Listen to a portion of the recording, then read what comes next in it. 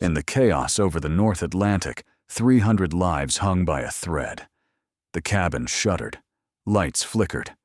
Somewhere up front, a radio cracked, and then went dead. A businessman laughed too loudly, ice clinking in a plastic cup. "Stay out of cockpit business." Someone shushed a crying child. Ozone stung the air. The door to the flight deck stayed closed.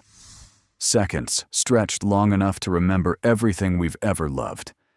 And the only person on board who could read the wind without a screen. Steady, a giant with her hands alone, was the woman in a navy blazer they'd mocked all morning. She touched a worn coin in her pocket, breathed once, and stepped toward the silence. How did a woman everyone underestimated become the last hope for hundreds of souls? She moved down the aisle the way a sailor reads a deck, quiet, balanced every step, leaving nothing out of place. The badge on her lapel said, "Lead Flight Attendant New York to London," but the carriage of her shoulders said something older, practice duty restraint. Brown blonde hair tucked cleanly behind one ear, gray-blue eyes that lingered on details most people miss. Loose latches, a twisted seatbelt, tongue, a coffee pot left unlatched. She carried herself like a smaller person who had learned to be sturdy. A businessman in a pressed suit tipped his cup without looking up. Flight attendants pour drinks don't touch the cockpit. The ice chimed. She smiled once, neither apologizing nor agreeing, and moved on. At the forward galley, a young first officer brushed by checklist in hand voice, just loud enough to be overheard. "She keeps meddling in our checklists like she's playing pilot." Laughter from somewhere behind the door. She did not answer. She checked the batteries on her flashlight, one click, two, then set it back in the pocket where her hand could find it without thinking. Her habits were simple and precise. A thin strip of paper tape near the galley cart, handle an unassuming landmark so she could locate the extinguisher by touch in darkness. Fingers skimming the window pane, as if feeling a pulse, reading the breath fog, and fine beads of condensation blown to one side. West-leaning flow, she thought, and said nothing.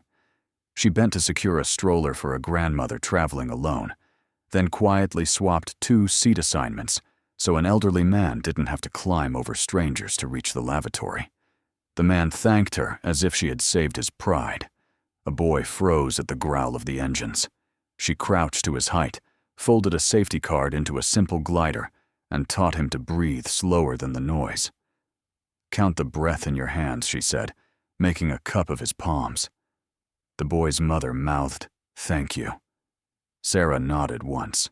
She made a point of walking along the cabin wall rather than the center, keeping evacuation lanes open, counting rows with her fingertips as she passed 11, 12, 13, then pausing to reseat a misaligned life vest flap so it wouldn't snag. None of it called attention to itself. The work was built to be invisible, like good stitching in a strong coat. When she finally paused, she stood at the bulkhead and watched the aircraft breathe a tremor through the floor, a harmonics shift along the ceiling panel, the far-off thrum that tells a listener where the wind is coming from. People think flying is all instruments. She thought. Sometimes it's listening long enough to hear what the metal is trying to say. The interphone crackled for crew briefing. She wiped a faint smudge from the galley counter with the back of her hand, checked the tape, the torch, the coffee latch, and the shoulders squared themselves without a thought. Sarah Whitmore, petite, disciplined, unremarkable to those who skim, returned to her aisle.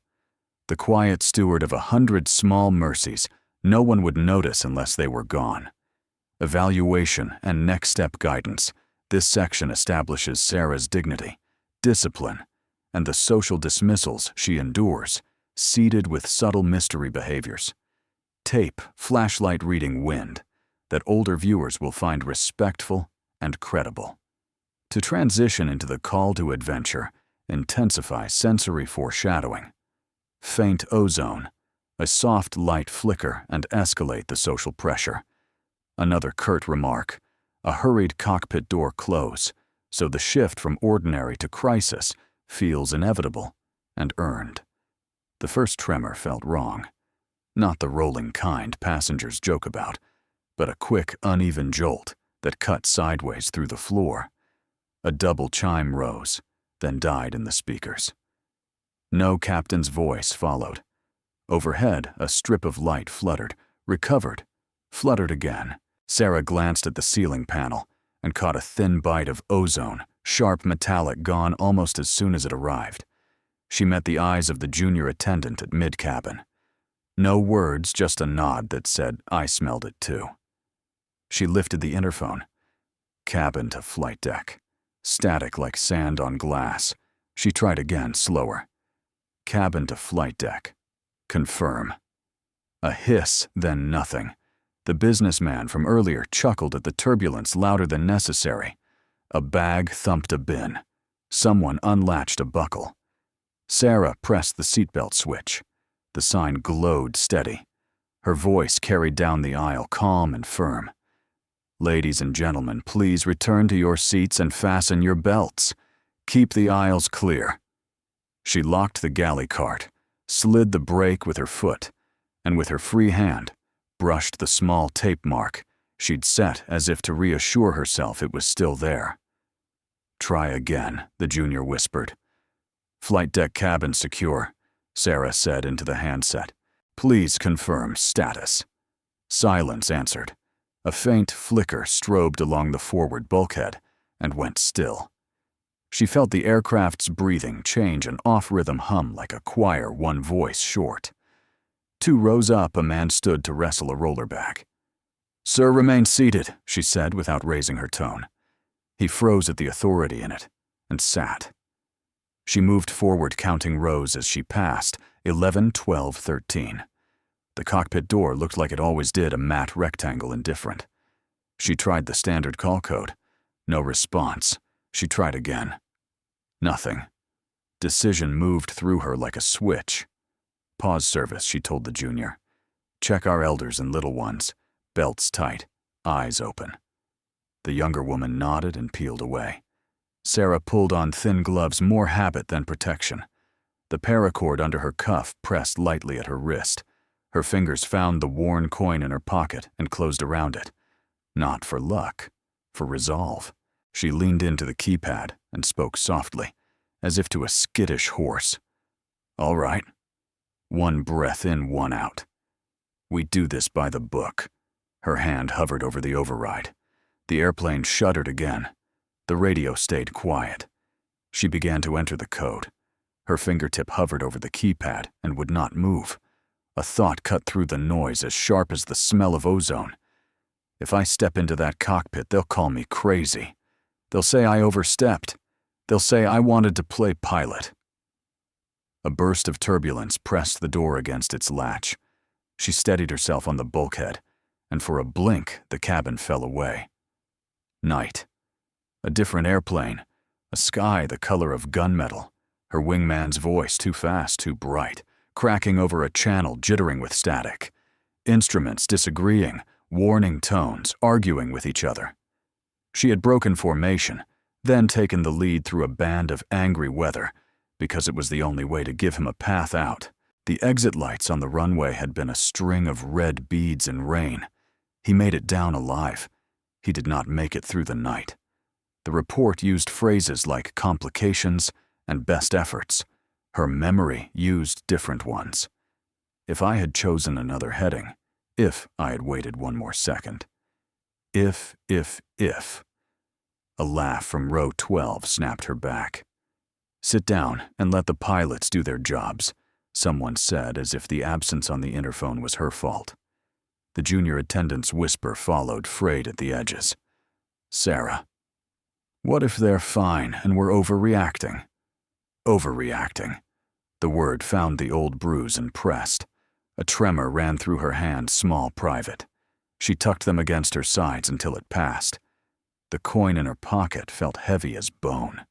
She could hear the businessman from earlier, could hear the young first officer's easy laugh, the door on that other night closing behind a stretcher she couldn't follow.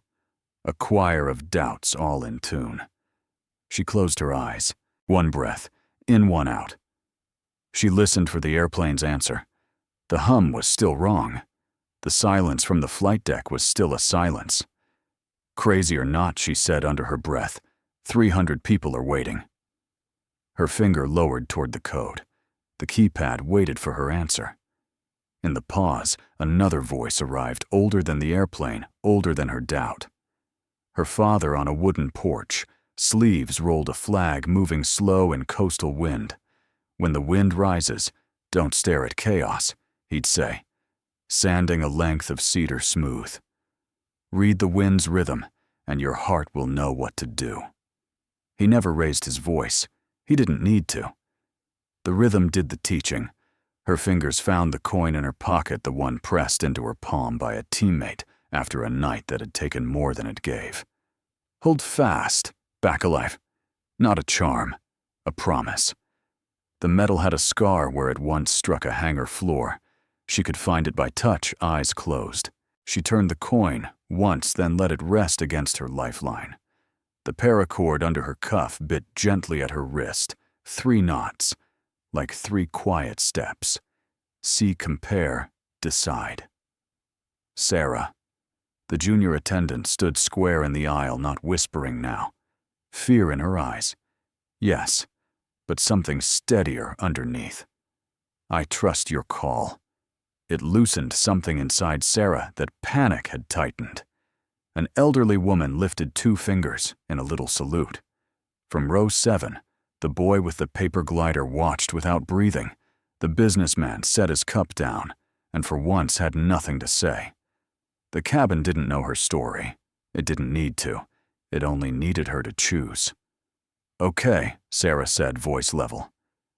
By the book, she signaled the junior with a nod. Secure the carts. Belts checked, especially our elders and kids. Keep the aisle clear.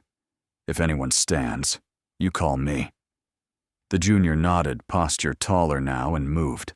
Sarah pulled the smoke hood pouch free, set it within reach. One more breath. The way her father taught, count the inhale, soften the exhale. Find the rhythm inside the noise. The airplane answered with its off-kilter hum like a metronome leaning left. The decision settled. Her thumb lit the keypad. The first digits went in clean and certain. Hold fast, she said to the coin, to the door, to herself. Back alive. The keypad chirped. The deadbolt thumped. The door cracked an inch, and the cabin's clean air met the sour bite of hot plastic. Smoke slipped through the seam like a gray ribbon. Sarah pulled the door wide, and the cockpit came into view, warning tones, bickering enunciators winking off tempo. The captain sagged in his harness, chin to chest. The first officer's mask hung crooked at his jaw, eyes wide, hands fluttering between switches, and the controls without settling. Sarah, the junior attendant, started behind her. I've got it, Sarah said. Voice flat and steady. Door closed. Latch secure. The junior swung it shut and sealed it. The cockpit became a small, bright storm. Sarah reached for the emergency hood pouch she'd staged seconds earlier, snapped it open, pulled the hood over her hair, and felt the cool rush of its oxygen start. She crossed to the captain, braced a knee against the base of his seat, and lifted his head. Sir, you're okay. Mask on. She pulled the cockpit mask to his face, thumbed the selector pressed. The seal watched his chest rise. With her other hand, she retightened his shoulder harness so he wouldn't slide. Feet clear of the pedals. Safe. She pivoted to the right seat. You, she said to the first officer, catching his eyes and holding them. Hands on the controls. Wings level. Small inputs only. He froze, then obeyed, palms settling, breathing, slowing by degrees. Mask on, she added, pulling the strap across his crown and seating it. Breathe. Now talk to me. What's good? Attitude steady. I keep losing.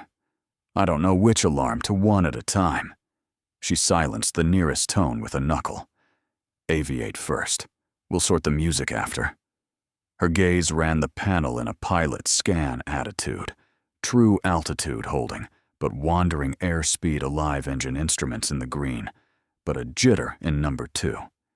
She didn't touch what wasn't hers to touch. She named what mattered so he could.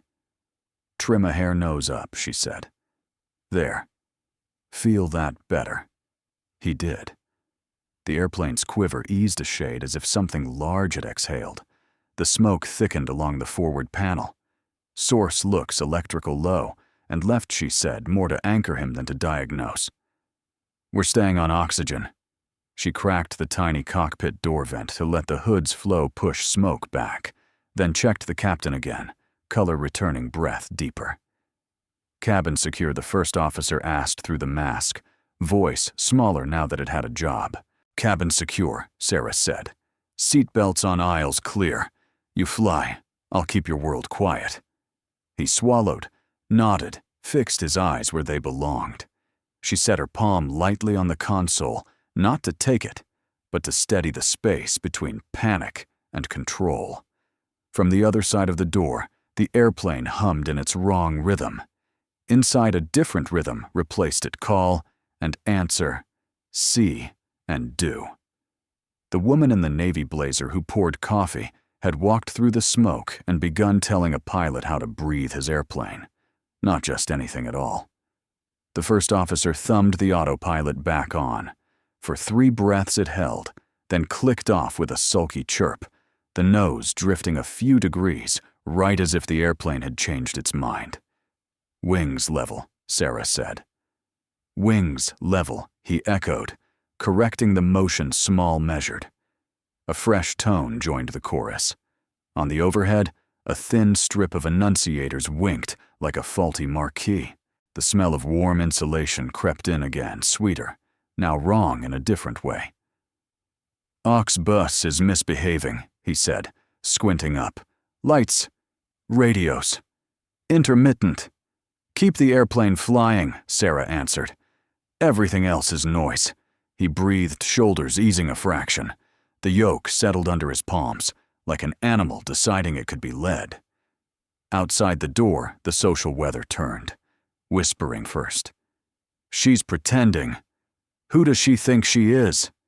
Then a low rumble, then a sharper voice. "Open that door. We have a right to know." A thud against the forward bulkhead made the panel tremble. Sarah lifted the interphone. "Mid-cabin. This is forward. Secure the secondary barrier now." "Copy," the junior attendant said, voice firm. In her mind, Sarah saw it happen. Cart braked across the aisle. Straps latched a human line forming without drama. She added, "Seat our strongest passengers in the first rows and brief them quietly." Polite, calm, absolute. Understood. The airplane twitched, left, then dipped its nose as if bowing to a wind that wasn't there. "Autopilot won't stay," the first officer said, frustration rising. "Then let it go," Sarah said. "Hand fly. Small moves." He gripped tighter. The airplane responded with a skitter. "Loosen your hands," she said softer. "Like holding a bird you don't want to scare." He exhaled and did. The needles calmed. Another mini-climax arrived in a string. The cabin lights blinked hard and went dim. A strip near the forward lavatory strobed, and the audio panel crackled with a burst of dead air that sounded like a voice trying to be born and failing. The businessman's shout cut through. "Tell us what's happening." A second thud kissed the door. Sarah pressed the interphone again. "Sir in the suit row. 12. I need you to sit down now. Help me by helping the people around you keep their belts on." A beat, then the junior's whisper. "He's sitting.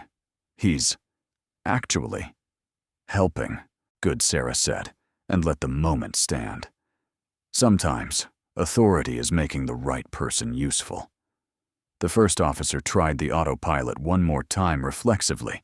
It clicked off the instant it clicked on. "Stop asking it," Sarah said. "It's telling you the truth it can't help. You can." He nodded, jaw set. "Airspeed's wandering. Trim a breath. There. Feel the frame relax. Yeah, keep your scan moving attitude. Airspeed power. If a tone sings, let it sing. He flew. She watched. The smoke thinned and drifted low like it had decided to sulk somewhere else. The wrong hum in the bones of the airplane stayed. Another hit on the door. Louder this time. A different voice, angry, afraid the difference is small. Open up. Sarah didn't look back. Forward to mid, she said. If anyone approaches the barrier, you address them by name. If you know it, sir. And ma'am if you don't, and you tell them this. The safest thing you can do is sit down and breathe slowly. The crew is working the problem. If they don't comply, call me. Otherwise, keep the aisle clear. We're almost through this part. Copy, came the answer, steady as a rail. The airplane rolled right with a sudden shove, a pocket of air dropping out from under the wing. The first officer started to chase it. Sarah gave him one word. Wait. He waited. The wing found its lift again. The horizon slid back where it belonged. See, she said. Not every twitch needs a correction. Let the airplane tell you what it wants. He nodded once. Okay. Okay. A small victory. The kind that rebuilds a pilot from the hands up.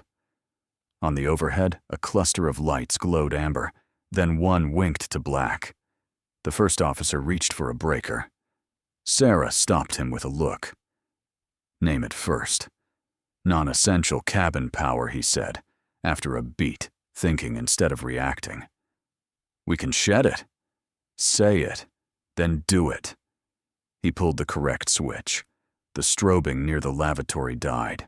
The cabin grew dimmer, quieter, in a way that wasn't about sound. Another mini-climax crested the radios, spit a thread of static, and then went to glassy silence. The first officer glanced at her old fear, trying to find a foothold. If they're there, they'll find us, Sarah said. Our job is to be flyable when they do. He breathed again. The bird stayed in his hands. Behind the door, the whispers thinned. People respond to steadiness the way water finds level. The junior attendant came on, barrier secured. 2 volunteers seated front. The boy with the paper plane is counting breaths for his row. Sarah smiled under the hood where no one could see. That's good work. She turned back to the panel, to the small world that mattered. Hold what you've got, she told him. We'll ride this wrong rhythm until it breaks. The airplane quivered, conceded, and for a few long seconds behaved. They were not safe, but they were together, machine pilot crew, and the woman in the navy blazer, who kept refusing to be what other people decided she was. The radios died as cleanly as if someone had cut a wire. No hiss, no crackle, just a pane of silence where voices should be. Comms lost, the first officer said too fast. Then it's just us and the airplane, Sarah answered, eyes out, hands light. The storm rose around them like a living thing. Crosswinds shouldered the fuselage, pressing, releasing, pressing again. Rain hammered the windscreen in sheets. The wipers skated useless as fingertips on glass.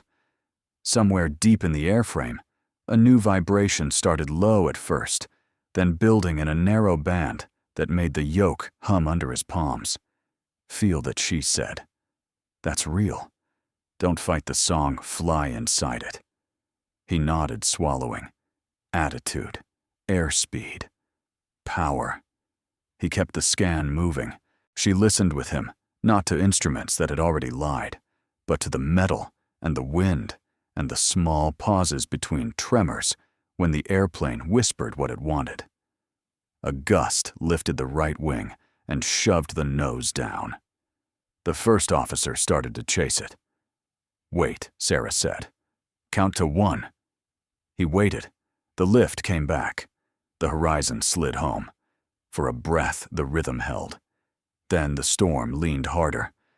The airplane shuddered a long, unpleasant shiver that crawled up through the pedals into their bones. Lights along the glare shield flickered, recovered, then dimmed again, like the jet was tired of pretending. She felt the old night return, the one that lived in the places no checklist reaches. A runway stringing red through rain. A voice over the radio too bright to be calm. Her wingman's silhouette sliding away into weather thick as wool. She had cut ahead, then reading wind by feel, giving him a path he could follow. He made it to ground. He did not make it home. Complications, the report called it. She called it by his name when no one could hear. The airplane jolted. Her breath snagged. For a flash, she wanted to step back to let the storm take what it would to be small and blameless and unseen. If I lead again and fail, who pays the price? A slip of paper brushed her wrist when she reached to steady the captain's shoulder. She glanced down. A crayon drawing crooked wings, a smile window, the shaky letters a child uses when his hand is brave. Miss, don't be scared. The boy with the paper glider had pressed it into her palm, at boarding, certain that drawings could protect people. She had tucked it into her pocket without thinking. She looked at the word miss until it stopped being a title and started being a task. Don't be scared doesn't mean don't feel fear, she thought. It means fly anyway. She put the drawing where she could see it just below the standby instruments, a tiny banner in a bright storm. Okay, she said, and something inside her clicked from doubt to work. We're going to read the wind and ride what we're given. Raw data, the first officer said half to himself. Raw heart to go with it, Sarah said. Hold attitude. Nudge the power 2 hairs only. Good. Don't chase the needles. Let them come to you. The airplane obeyed the gentleness. The vibration stayed, but it stopped feeling like a threat and started feeling like information. Out left, beyond the rain, a pale pulse flared in cloud there gone like distant lightning, or not lightning at all. Outright, a second pulse answered fainter, then fell away. Sarah didn't name it. Hope is a skittish animal. If you grab too hard, it bolts. Keep your scan moving, she said softly. We'll make ourselves easy to find. The storm leaned again. They leaned back. The wrong hum in the bones was still wrong, but the hands flying it were steady now, and the cockpit had the quiet of people doing a hard thing the slow way. 300 souls, Sarah said, almost inaudible under the hood. Not one less. She felt her father's rhythm in the breath she took, next count the inhale, soften the exhale. Then she leaned into the work all the way in. Something pale moved in the storm, a disciplined light where chaos had lived.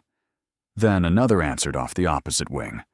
2 shapes slid out of rain like guardians, stepping through a curtain, sleek, close, utterly steady. The first officer stared. What eyes on the horizon, Sarah said. Let them do their job. We'll do ours. The lead fighter tipped its wings, left, right, deliberate. A pilot's wordless greeting, not hijacked, we see you. Sarah gave the airliner the same small courtesy, a gentle wing rock in return, just enough to say we're listening. The radio dead for long minutes, blistered with static, then tore itself open. A voice filtered thin but human civilian heavy at our 9 o'clock identify. The first officer reached for the transmit, then looked to Sarah as if the storm itself were asking permission. She pressed the switch. Flight deck, she said evenly. Partial electrical. Manual control. 300 souls on board. Silence. Then the voice came again this time, carrying recognition that reached through the rain and into bone. Say again. Valkyrie 12, is that you? The first officer turned, surprise breaking his composure. Sarah's hand stayed on the yoke he was flying, light as breath. For a heartbeat, she considered not answering. The storm answered for her with a shove that dropped them 2 seconds and took a handful of screams from the cabin. She pressed the switch. Valkyrie 12, she said. Manual. Raw data. Need vectors to long pavement and a corridor free of surprises. The relief in the fighter pilot's reply felt like warmth. Copy Valkyrie. Raptor 2-1 taking lead.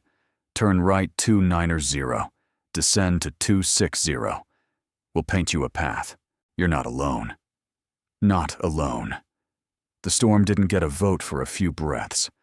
Right 290, down 260, she repeated then to the first officer.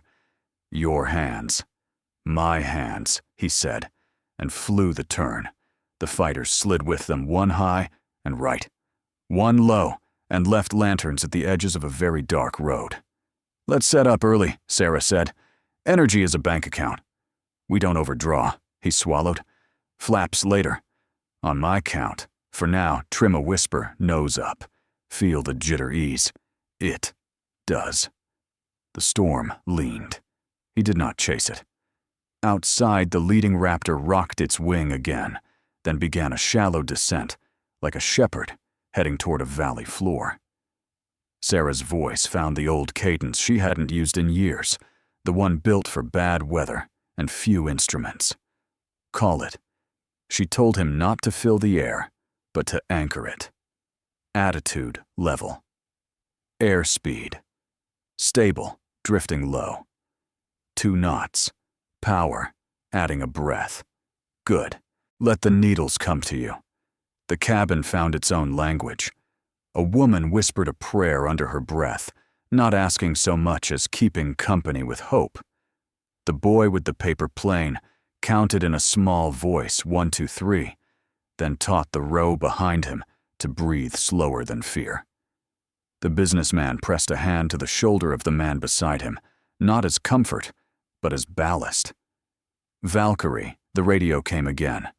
Archer Field, runway 14 available. 10,000 feet. ILS, unreliable weather's chewing it. We can give you lights and spacing. A beat, then almost a smile in the voice. We remember how you like it raw. Raw is fine, Sarah said. We'll take your lights. Copy. On my mark, expect glide slope by feel. The rain thickened, then broke in sheets. The wipers smeared water into water and gave up pretending.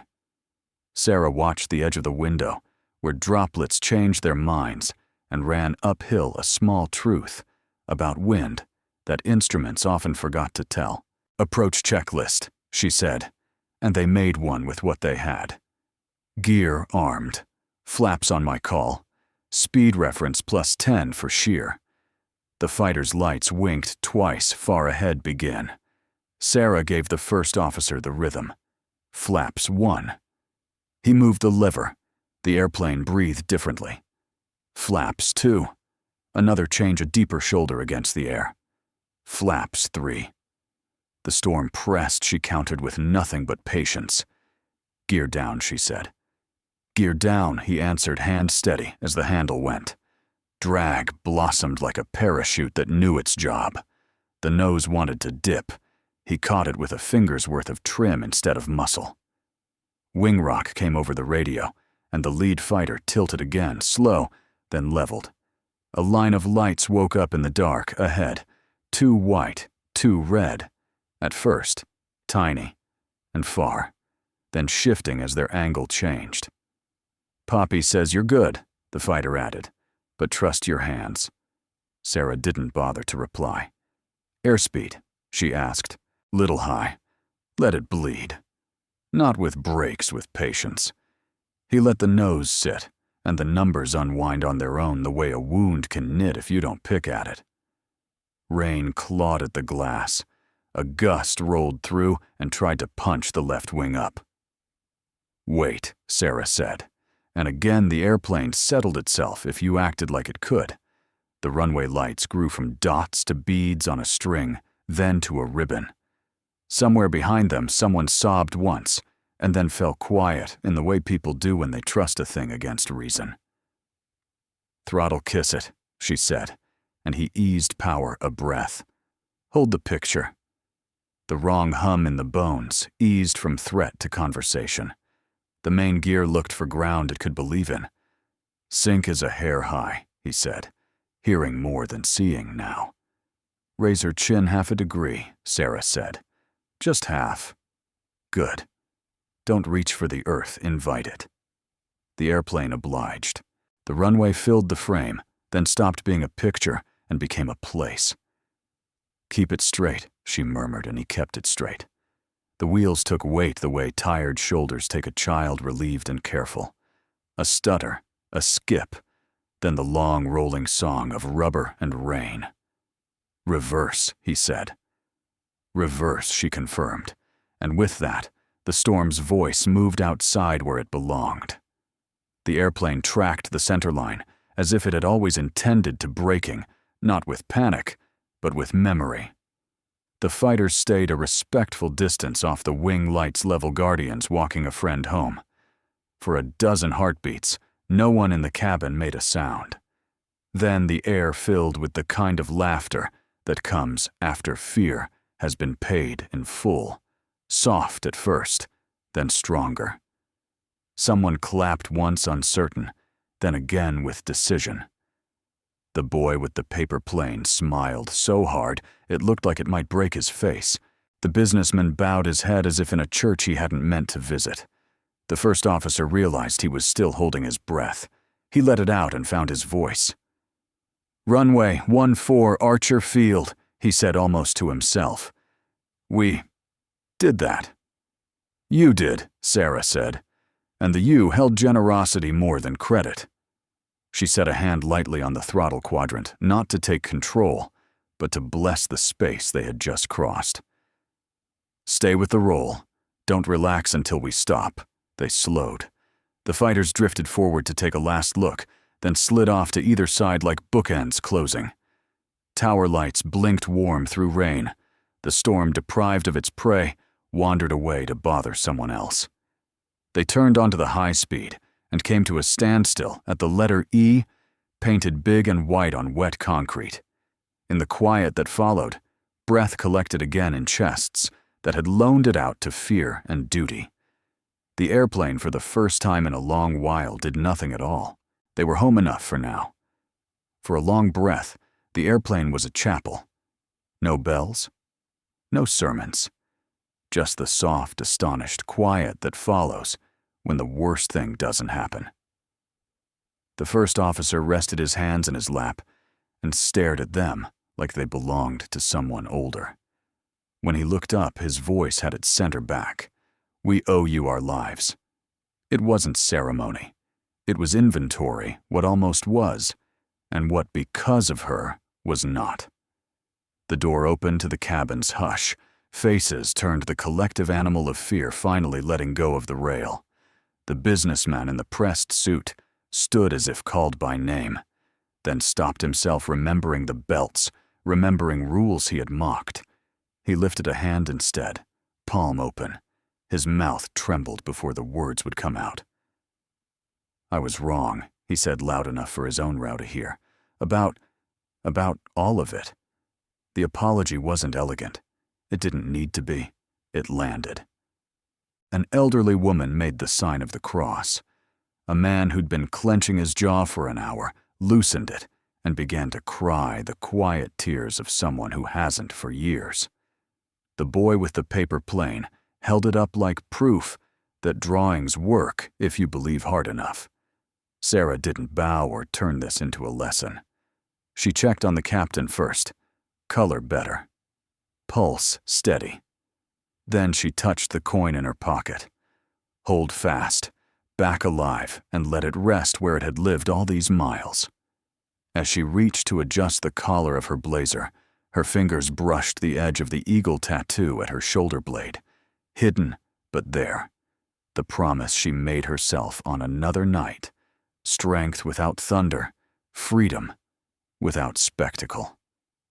Recognition came without fanfare. A nod from the paramedic who stepped aboard and saw at a glance what she had done. A salute of 2 fingers from the ramp marshal, small and real. The first officer caught her eye again, and this time didn't look away. "Ma'am," he said. Not out of rank, but respect. Outside, rain softened into a fine veil across the lights. Inside, the silence changed shape from fear's vacuum into gratitude's fullness. The storm had given her back something it once took the right to believe, that doing your job well can be enough. And for the first time in a very long time, she let herself believe it. News travels faster than weather. Before the wheels were chalked, phones were already ringing somewhere on the far side of the glass. A supervisor in a raincoat hustled out with a radio pressed to his ear. Security stood back, not to bar a path, but to make one. The paramedics finished their checks, Captain Stable Cabin calm, and drifted aside like a tide, making room for what comes next. A woman in an airline blazer arrived breathless in the polite way corporate people are taught. "Ms. Whitmore," she said, as if trying out the sound. "We'd like to arrange a statement. The media well, everyone?" Sarah shook her head with a small smile. "Later," she said. "If at all." She glanced toward the rows where a grandmother was struggling with a bag clasp. "They go first." Another man introduced himself, Chief Pilot Epaulets, neat as a ruler. He'd watched the rollout from the tower and come down with a decision already formed. "We have a program," he began, "carefully for prior military with your background. We could move you quickly. You'd be in a left seat sooner than most." The offer was generous and real. It tasted like the recognition people say they don't need until it's handed to them. Sarah let it exist between them, a moment, honored, unhurried. "I'm grateful," she said, and meant it. "But I chose this aisle on purpose." He looked puzzled, then curious. "Up front," she said, "I'd fly the airplane. Back here, I fly the people. I meet their fear where it lives in a stuck zipper, a crying child, a man ashamed to ask for help. Today needed both. Most days only need this." She didn't add that her hands remember storms, even when the sky is clear, and that pouring coffee without shaking can be its own kind of courage. The chief pilot studied her, then nodded once, almost like a salute. "If you change your mind," he said. "I'll find you," she replied, and they both knew she wouldn't soon. A public relations team hovered at the perimeter with practiced smiles and tidy questions. Sarah stepped aside before they could lift their mics. She returned a wallet someone had dropped. She straightened a lopsided row of headrests because they looked like teeth in need of a retainer, and order is a kindness. She thanked the volunteers who had sat up front without fuss. The businessman tried to hand her a business card. She asked him to hold the aisle instead while a wheelchair came through. Humility doesn't dim a person. It throws the light where it belongs. People saw that.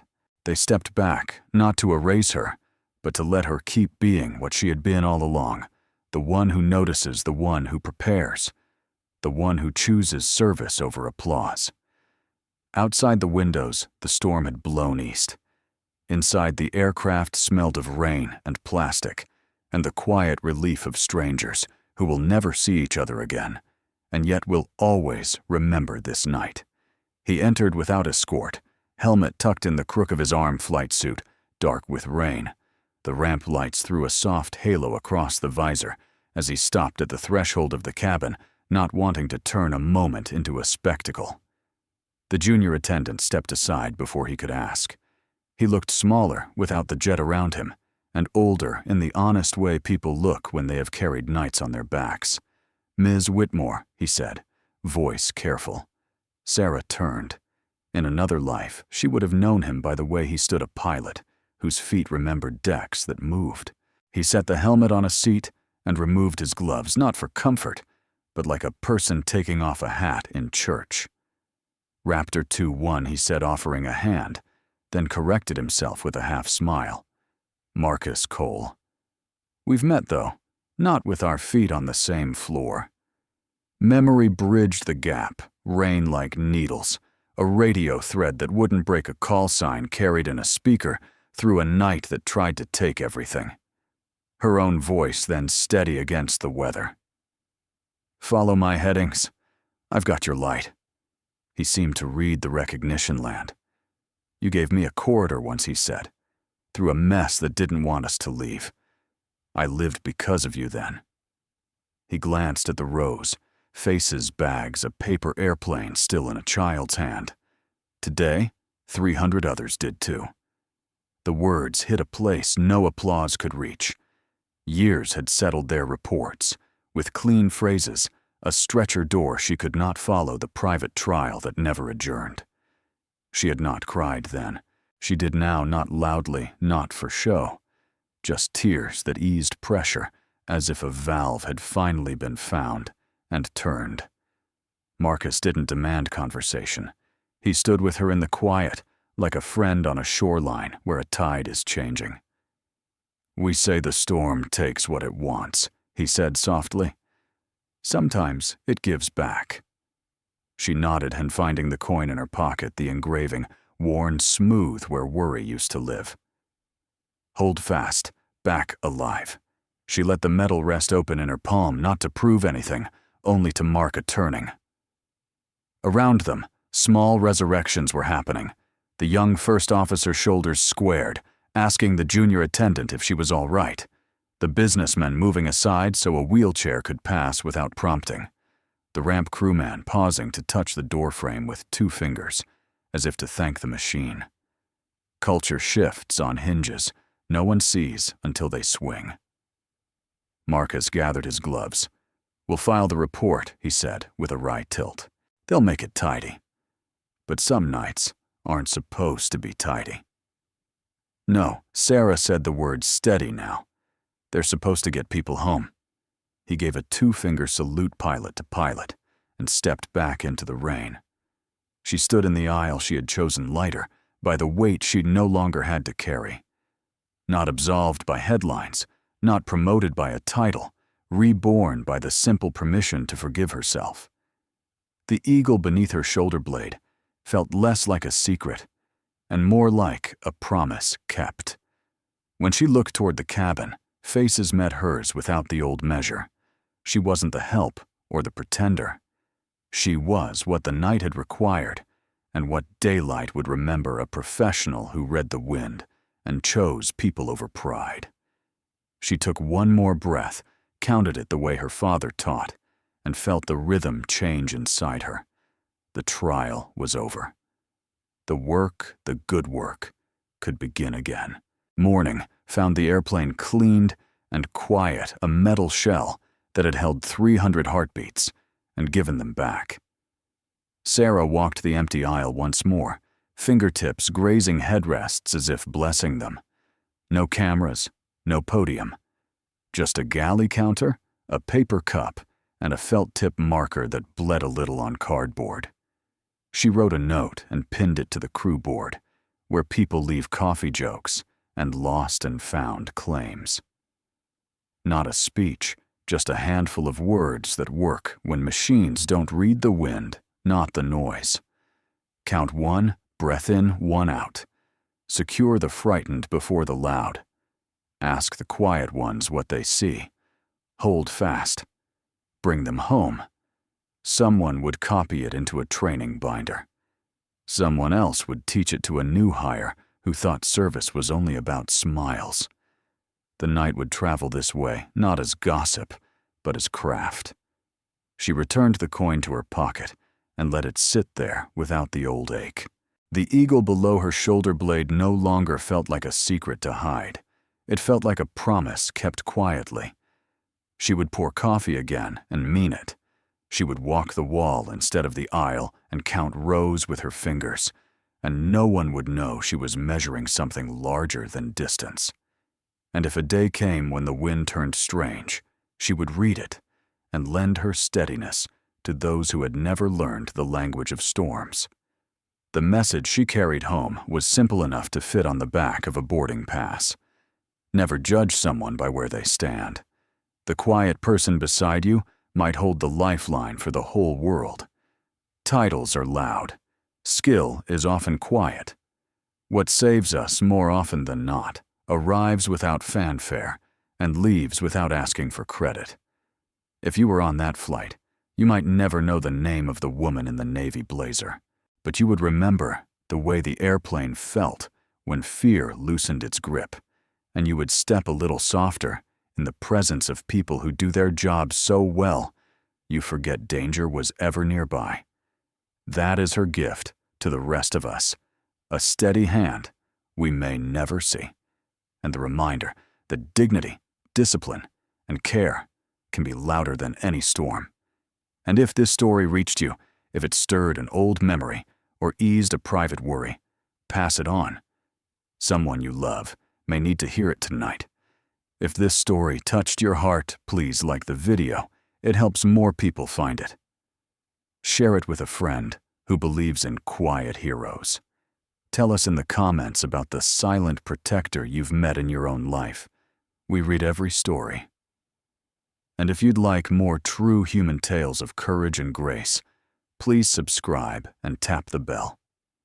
Your support lets us keep telling the stories that bring people home.